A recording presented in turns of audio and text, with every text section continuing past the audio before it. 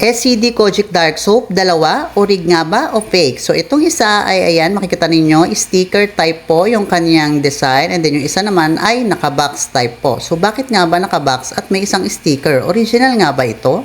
So hi po mga ka-Diyosa. So ayan, sa mga nagtatanong at until now ay naguguluhan po sa ating dalawang klase ng packaging ng SCD Kojic Dark Soap. So ayan, i-share ko sa inyo kung bakit ba dalawa siya at magkaiba. Kasi until now, marami pa ako nakikitang mga user and also mga sellers natin na nagtataka kung bakit dalawa ba yung klase ng ating Kojic Dark Soap at kung parehas ba sila.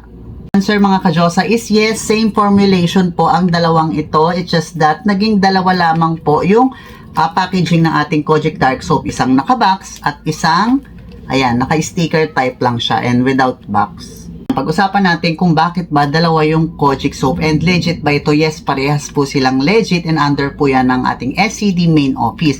Well mga ka-Diyosa, kung bibili po kayo ng ating SCD peeling set, ayan, ang marireceive nyo pong Kojic ay ito pong sticker type. So ito na po talaga yung nakasanayan at sinimulan natin na ang Kojic Soap ng peeling set ay sticker type lang po talaga ang nakalagay kasama yung ating peeling lotion and yung ating sunblock. So yung Kojic na laman ng set ay ayan, pa-sticker po yung kanyang design. Pero bakit naman meron pong nakabox, Miss RC? Ito naman pong nakabox na to, yes, legit din po to. Ito naman po ay kapag bibili kayo ng individual order lamang.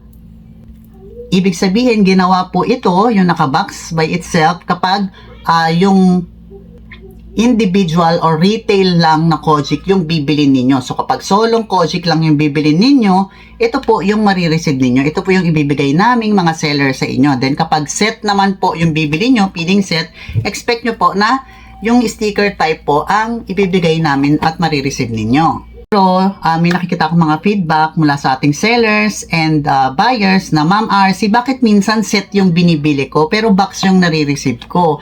Minsan naman po, kapag naman Kojic lang din yung bibiling ko, imbis na nakabox siya, kasi sabi niyo pag individual order, nakabox, minsan naman po ang nare-receive namin, naka-sticker lang. Well mga ka-Diyosa, hindi naman po kasi sa lahat ng oras ay bibili kami ng set, diba? For example, bumili kami ng peeling set and then isi-sell namin sa inyo siya by piece kasi yun lang yung kailangan nyo, hindi naman set.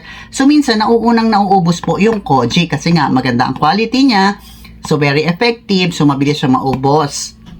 So ngayon, dahil sa Kojic po yung unang nauubos kapag binibenta natin siya for retail, nauubusan po tayo ng nakabox. Kaya ngayon, ang ibibigay po ng seller sa inyo, sometimes ay yung sticker po, kung ano po yung available. So minsan naman, kapag naman walang nakabox, diba, ito yung ibibigay. Kung wala naman tayo nito, ito naman yung maihahalo natin sa set. But then again, parehas lamang po silang legit na SCD Kojic Dark Soap. Iisa lamang po yan. Nakabago lang yung kanyang packaging.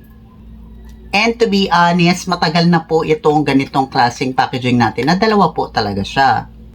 Pero huwag kayong mag-alala mga ka-Diyosa kung until now ay naguguluhan kayo. In the near future or sooner or later, baka maiayos din po natin ito since ongoing po yung ating pagpapaganda or pag-improve ng packaging ng ating mga SCD products. So again mga ka-Diyosa, parehas lang po ang Kojic na ito. Same quality, magkaiba lamang yung kaniyang packaging. But again, same quality po siya. So, yun na mga ka-Diyosa. Hopefully, nasagot ko yung katanungan ninyo. And have a great day po. Bye-bye!